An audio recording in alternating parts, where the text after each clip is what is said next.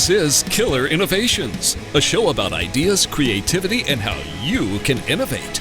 Welcome to the Innovator's Garage, where you learn to create your next game-changing killer innovation.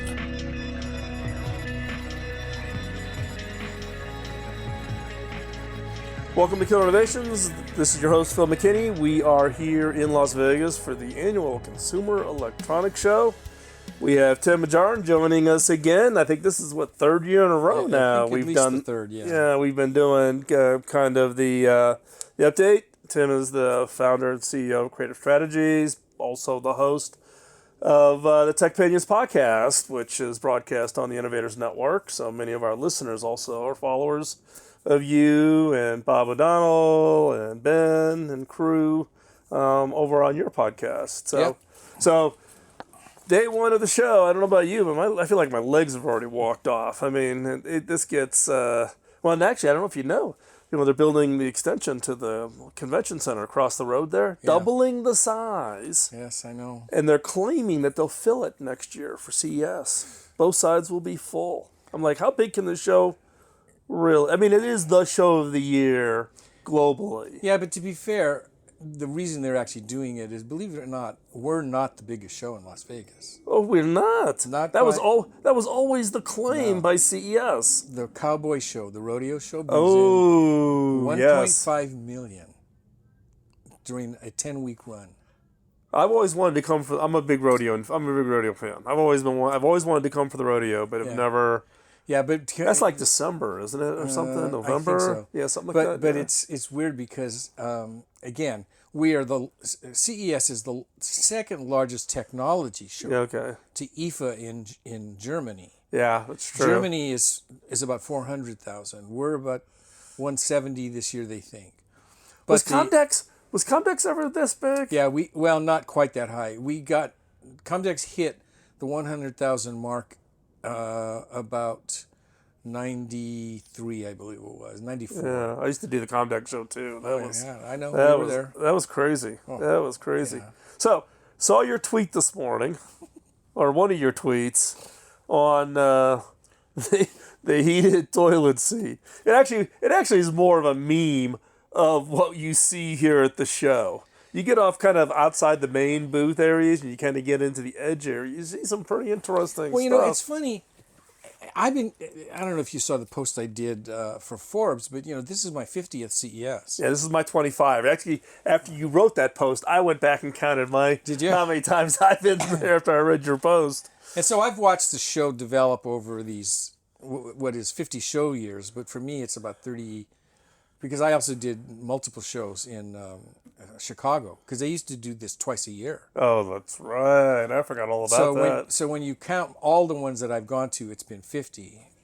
It's only been about 45, 43 years that I've actually been here, but then I did 8 or 9 Chicago shows. Anyway, in one sense, the show is very different.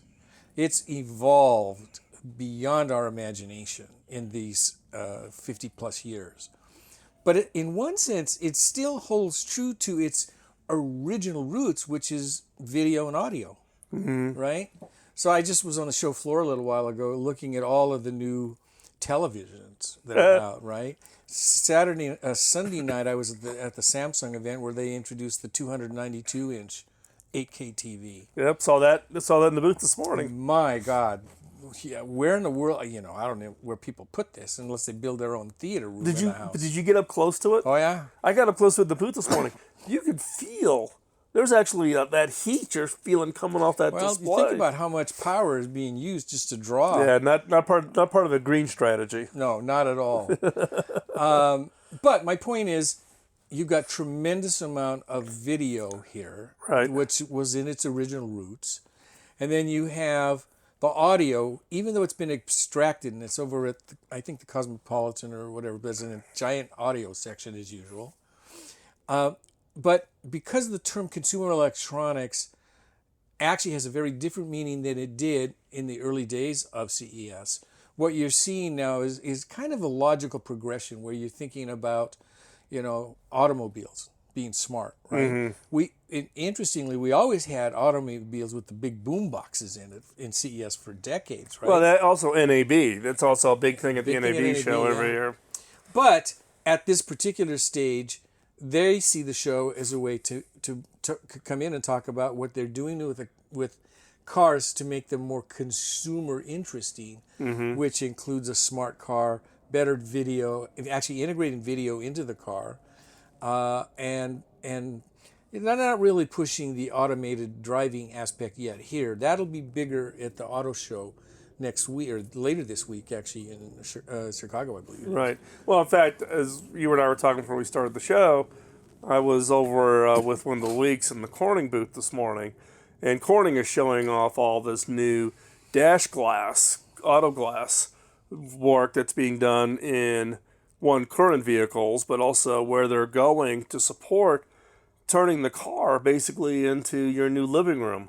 When you think about where autonomous vehicles are going to go, what are you going to do if the car's driving itself? What do you do to be entertained or do stuff productive while you're in the car? And for Corning, the automotive side of it has become a very big part. Yeah. I mean, they've always had Corning glass in cars for decades, but 2 or 3 years ago, they did a YouTube video called Day of Glass. It was extremely innovative, even 2-3 years ago, where they were looking at the role of glass with images and video and embedded in the actual glass itself. And so they're now trying to take that and shifting that over to where it's part of the screen. Yep. Some of the sensors that you may need for automated driving could be in the screen itself. And no, they're doing some exciting work. I mean, from Corning's standpoint, and I've watched them pretty closely over the last 5 years, they're doing some innovative stuff in automotive. Well, it's interesting because if you take, and this is, my conversation with Wendell this morning, who's the chairman and CEO at Corning, and, Wendell's point he was making about, his glass in the automobiles and where automobiles are going, he says, look, take the top off of an autonomous vehicle. It's basically a cell phone with tires. Yeah. When you think about what is in it, right?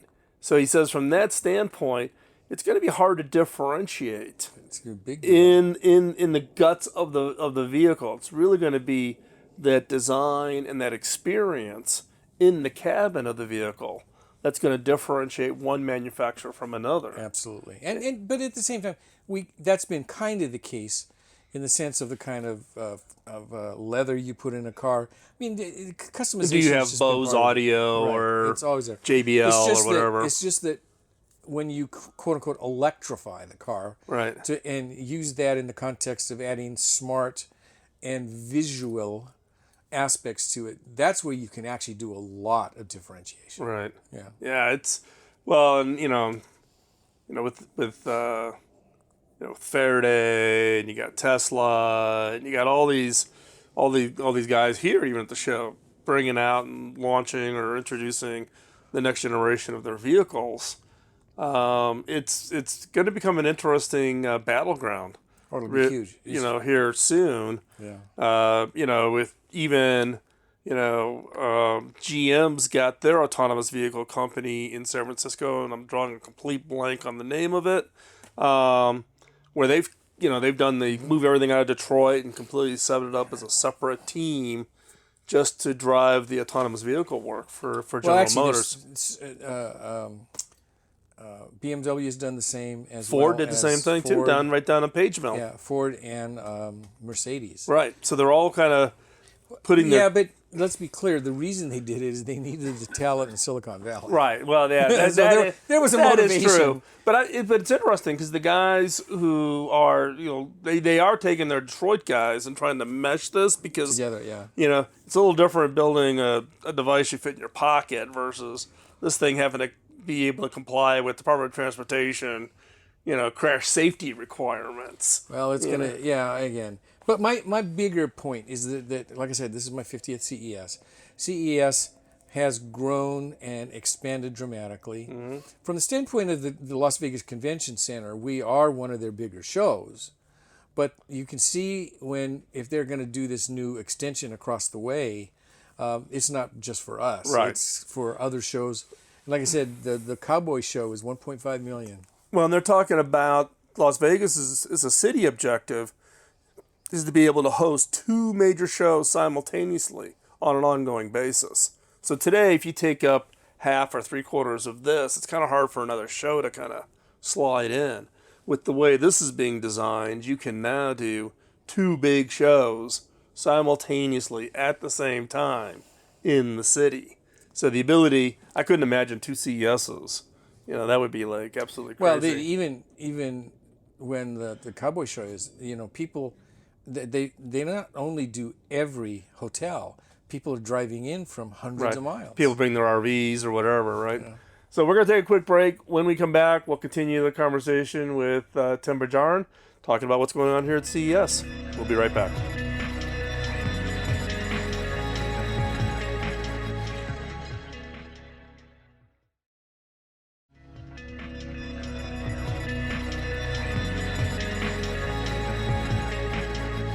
Welcome back to our conversation with Tim Bajarin, talking about what we're seeing here at CES. So one of the things, I don't know, I'm still seeing it as I walk around. I'm interested in your feedback on this, is AI everything. You cannot go into a booth that doesn't have some claim of AI. Well, yeah, and it's kind of a catch-all term. Right. Okay, let's be clear. When you actually drill down with some of these guys and ask them to explain what is AI of the product, it's actually just some fundamental smart things that are based on what if that has driven the PC industry from the beginning, right? Now, to be fair, they are doing some really unique things in artificial intelligence, in things like smart thermostats, we talked about earlier, smart cars. But I think if you really look where we are right now, going into this next decade, I think that AI will be something that permeates pretty much everything that is electronic. AI used at the edge, AI used at servers, because we really need smarter devices to work within what we do. Part of the reason is, as humans, we're hard to predict, and so you really need AI in its fullest sense to keep up with us. Right. To be right, exactly. To be really fair. So yeah, AI is pretty much everywhere. Another thing that I sense at this particular show, when you talk about AI, is the fact that a lot of the companies just don't really understand what AI is. Right. They use it in a very loose term, and I think that the part of the reason they do it is because in the future, if you don't have your device with some form of AI, you're not a player at all. Right. So it's almost like it's a punch list for a feature set that I have to have, otherwise I don't qualify. Right. Or I won't get considered. Right. One of the things that goes well beyond what I believe is and what we're seeing here, because these are really just AI connected to devices, smart TVs, smart toilets, whatever, right?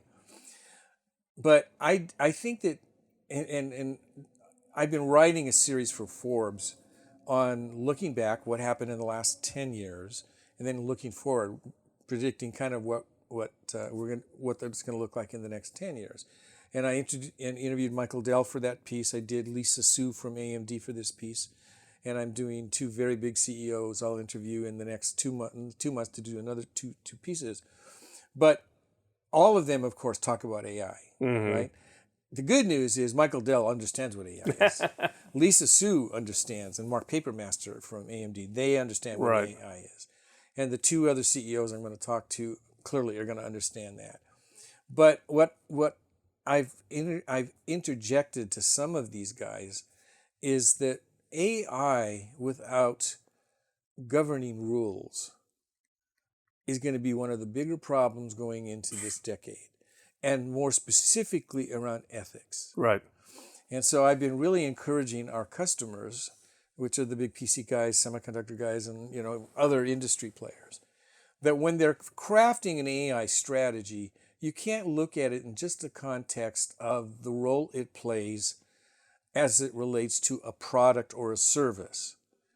But and what I've in one particular client's position. I've just told him, I believe you need to set up an AI ethics board. Yep.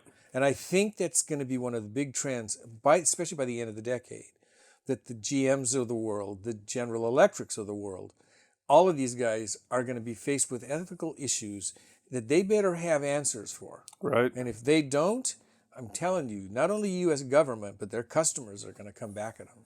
Well, and in fact, I've been writing and doing a whole podcast series over the last year on what ethical innovation. If you look at, for instance, how many research studies have had to be retracted, everything from healthcare to a whole variety of research studies where people manipulated the data and then got caught and had to retract studies, and then people based decisions on those studies.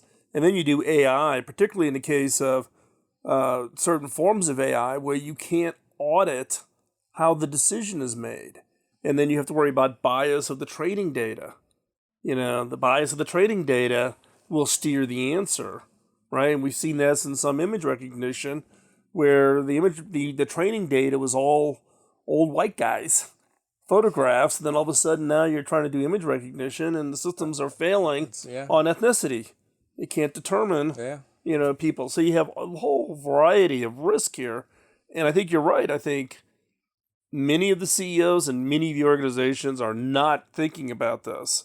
And you're going to have one that's going to have a big blow up. But at that point, you're almost a little too late because it's one of those things where it doesn't react well to trying to slap it on after the effect because you've built all this AI capability. And if you don't think about it on the front side, the downside that you're going to experience because of bad issues in structuring the AI can be very disastrous to reputation. It could be disastrous from a legal liability issue. It could be it could bury a company. Yeah, you can put somebody out of business. Company, if they don't deal with this, they could bury them. I'm there with you. You talked about some of the work you interviewing over at AMD. Man, talk about a company that has just come around. Man, they are on fire. Yeah. Well, and again, I've covered AMD for 30 years. This is the best leadership team I've ever seen inside there.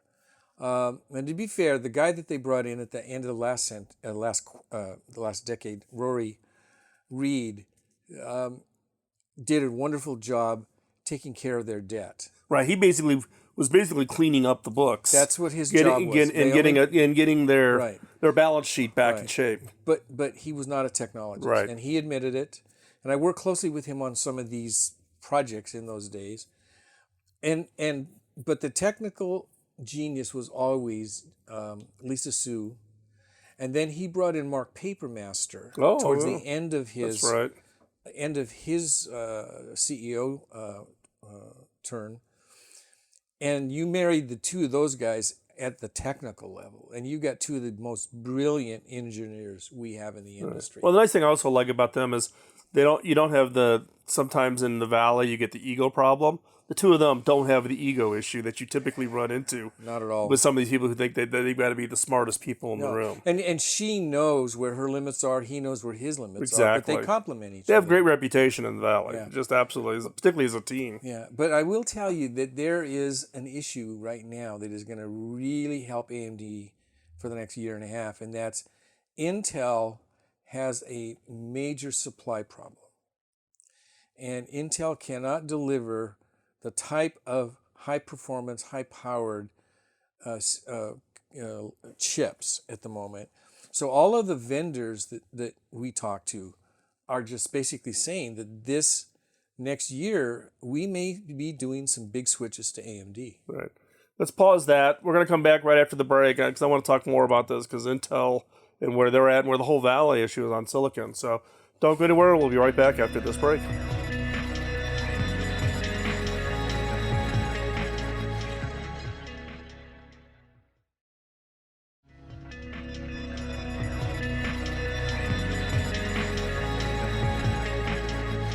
Welcome back to our conversation with Tim Bajarin. So, Tim, we were talking before we went to the last break around, you're saying the supply issue for high-performance compute. what's driving the demand for high performance compute Well, first? it's not only high performance, but it's even standard computing. Right.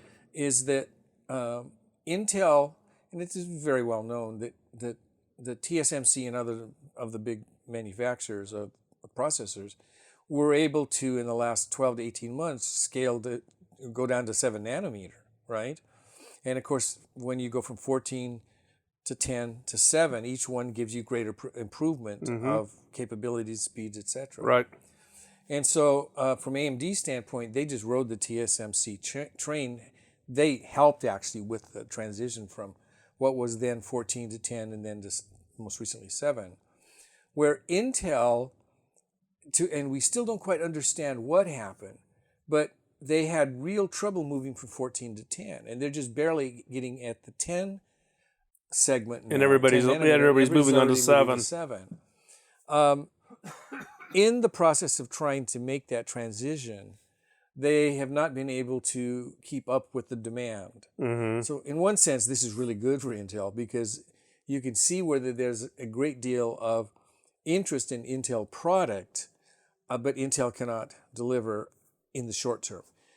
We are not clear yet on how long it'll take for Intel to actually catch up, but in the short term, AMD looks like the one that'll have the greatest benefit from it because AMD can deliver pretty much anything that the big PC guys want. But this brings up another big issue, is that if you actually look at the existing semiconductor manufacturers, Samsung, TSMC, Global Foundries, etc., they're all of a sudden in a resurgence. Because now we're not just talking about 100 million PCs or 200 million PCs, 300 million PCs, or 1 or 2 billion smartphones. We're not talking about the potential of 1 trillion devices connected, of which all of them have to have some form of a semiconductor. Right. Some of them can be very, very low level. Right, it's very low cost. The cost model is a little different than very different servers going down to. But you still have to make them. Yep, exactly. Right? So all of a sudden, the TSMCs are just almost overwhelmed. The Samsung, who does contract manufacturing, they're almost overwhelmed. They still have capacity, but the situation right now is. AMD is picking up some of the slack for the big PC companies, which is really good for AMD. And what I suspect will happen is when you have some of the bigger companies commit to AMD and do all the work so that AMD parts fit, they might not go back to Intel. Right. Well, I mean, if you remember, was it 08, 09, there was this big swing to AMD because one price point, you could tier your product line. But you're right though. Once you make that move and you do all that motherboard engineering, and you do component quals and all those issues for manufacturability, that's expensive. You're not going to pick up and just plop back to the other side. Question: something that has been kind of always been a discussion, on the silicon side is the pace of Moore's law. Now I've argued for years that I think, look. Intel, AMD, the really smart engineers will figure out how to drive that. But what a lot of people may not be sensitive to is the fact that as you get down into these smaller sizes, one, it's a big investment cost. That investment cost in fab facilities starts to get pretty expensive. So the question is Moore's Law really a science issue?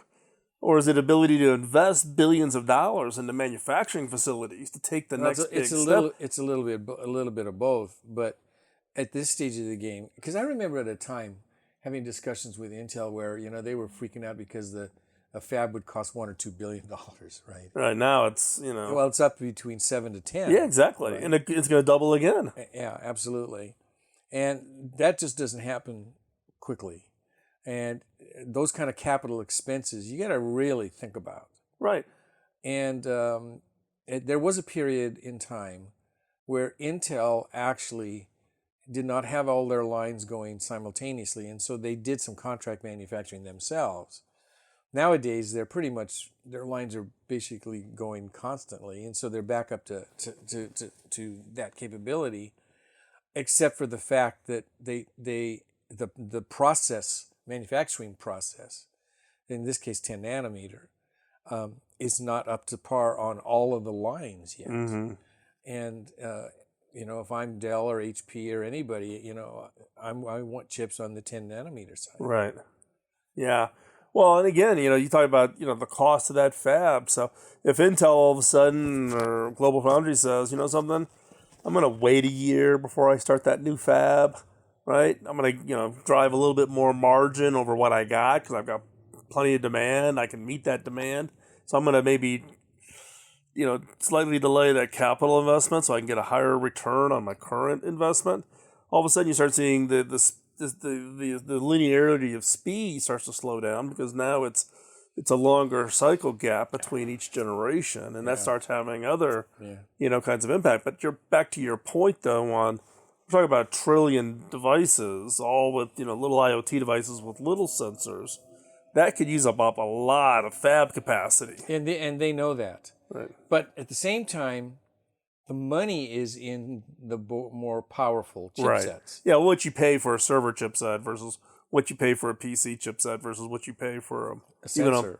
Or sensor, completely different models. And again, in this decade, that'll get flushed out. But at this stage of the game, it's not exactly clear, for example, who will build the next big fab, knowing that a lot of those would be lower cost chips. Right. Now, the typical is, we'll make it up in volume. They may be right if you're talking about 1 trillion devices a year, but the economics there, nobody can, at this stage, I don't think any of us can figure out the economics of it. Right, yeah. So one of the things I know you track pretty closely, Creative Strategies, and I know you work with a bunch of the PC industry. It's where I came from. There's always been this, the death knell of PCs, the prediction that, PCs are going to go away. But we're seeing this resurgence. We're seeing growth in the laptop space specifically. Laptop specifically, one big reason is that, number one, we're able to deliver a lot more power in lower energy packages. Yeah. And so I was at the Samsung launch the other night of this new Chromebook that is like, half an inch thick. Yet it'll still get 10, 12 hours of battery life. And it's one of the most, it's just amazing little device. Right. Well, and everybody always comments like, oh, the battery technology is getting good. I'm like, not really. It's everything else. The display, the processor, the memory. All the stuff. Yeah. Anyway, my point is that there really is, it's coming down to the PC and productivity. Those who need who use them for productivity, fundamentally just still go with a PC. That's not changing. Yeah. And even the younger generations who are using Chromebooks in schools, it's the same thing. Right. But we are seeing a resurgence. We'll never be back at the 380, 400 million PCs a year. We're settled somewhere between 260 and 280, and I think it'll stay there pretty much. That. Mm-hmm. The bigger question, and we can get into this afterwards, is this in the next segment, is the fact that we have a new technology coming this year, starting this year, that will impact the PC industry, and that is folding displays. Mm-hmm. And folding displays could redefine the concept of a PC. That's where the big things become interesting. Yeah, and there's been a lot of discussion, right? Samsung came out with the foldable display, then ended up having to pull it back, because of durability. I mean, it's a tough material science challenge. Yeah, but when you go on the show floor here and look at Royale, for example, the new ones that they did, you look at LG. I was just looking at Sharp's flexible display that rolls down. Right. What I see now is all of the big players are saying foldable is the next big shift in a major component that we use in our systems. Mm-hmm. And so BOE, for example, is tripling the research and what they're doing in that.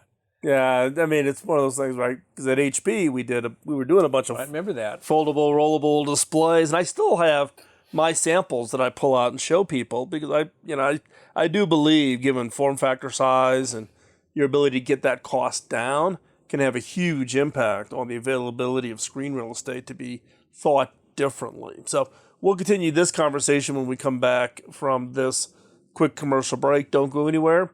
You're listening to Killer Innovations on the BizTalk Radio Network.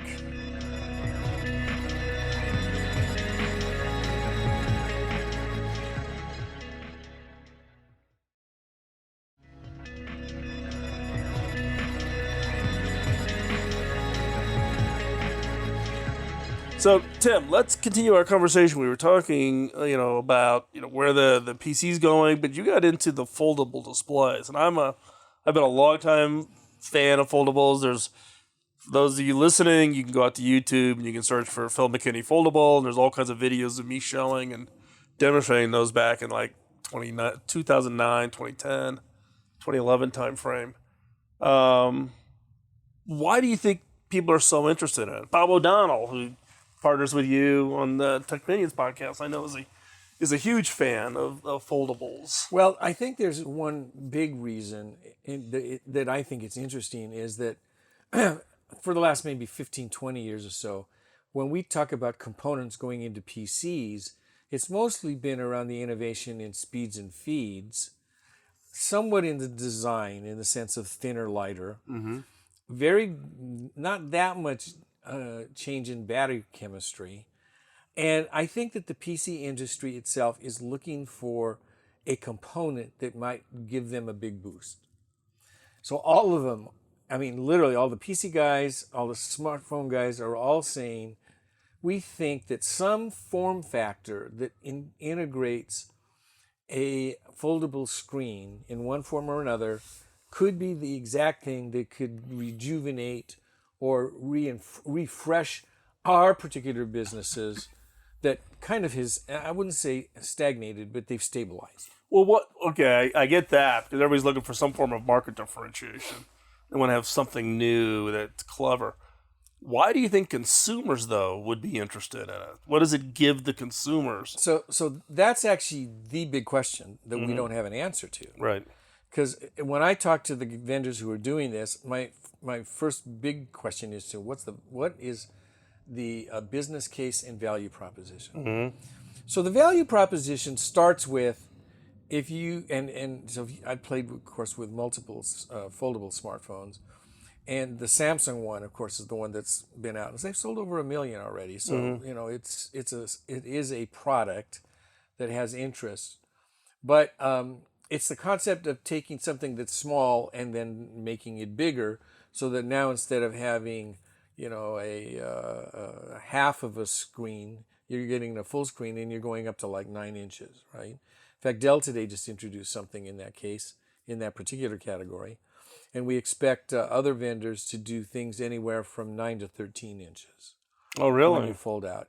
Not necessarily finish size, meaning it's not just 4.5 going to 9. Right. Not just smartphones, but laptops. So yesterday, Lenovo introduced their official foldable, and I've gotten to play with that quite a bit, actually, both here and in China. And it's a fascinating idea because that device does two things. If it's used properly, but it gives you the split screen as well. So you're now dealing with in the shorter term, I think it's like 9 inches folded.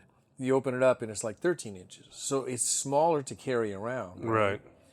And then at the same time, you use that as a new means for it could be used as a tablet. It could be used as a dual screen PC, let's say. Right. And it's lighter. It's not thinner by any means, but it's lighter, and it's easier to carry around. Yep. Smartphone's the same. When you look at the Samsung thing, it folds in half pretty thinly. But you open it up and now you've got almost a 9-inch screen. And it's really kind of interesting to play with that. Interestingly, though, I actually think in the smartphone space, Motorola's Razr, which... Oh, the new one? Yeah, which is foldable. I've received more phone calls on that, for that phone, from people who are just begging, people are like, do you know anybody? Can I get my hands on one? I'm like, dude, I've been out of that business for a long time. So we, at least I in our research, is leaning towards the fact that we think that may be the one that's the volume device. Is it really foldable, or is it two with a hinge? No, it's truly one continuous surface. Yeah, it's beautiful. I've played with it in China. I've just seen the pictures. I haven't I played with it in China a month ago. And some people say foldables, but it's really two displays hinged. So if you remember the StarTAC, yep, right? Mm-hmm. It's basically the same idea. It's just that everything's a screen. Right. So everything, including what normally would be the keyboard on the lower half of the flip. It's a touch screen. So it's just everything is just. Yeah, and the Motorola version is really done well. You can't see the creases. I mean, it's not ready for production yet. I don't think they're going to start producing until middle of the year, etc. But they've surprisingly figured out how to deal with. Again, the screen itself, when you open it up, is like 6 inches, so it's not giant. Wow! But it fits in your think pocket you're right. different. I think that's going to be Yeah, we think that is. And then when you look at the Lenovo laptop that was just introduced, that also is really interesting because you're at a 9-inch going to 13-inch diagonally. Mm-hmm. And the only odd part about that one is how you have to carry a separate keyboard. Right? Yeah. I mean, there is a virtual keyboard. But in a true productivity standpoint, you really want another keyboard. Right. So, hey, Tim, thanks for taking the time. I know a lot of people, trying to grab a hold of you while they're here at the show, and you've got clients you need to meet with, and I do appreciate you taking the time and joining us here in the mobile studio and giving us some of your early insights. So, if people want to track what you're doing and what your team is doing, where's the best place they can find you? At Bajarin on Twitter. Right. And I think it's Tim Bajarin on LinkedIn. Okay. We post a lot on that. Well, and you've also got your Forbes column. Well, I write for Forbes and Fast Company. Right. So those will come up periodically. Right.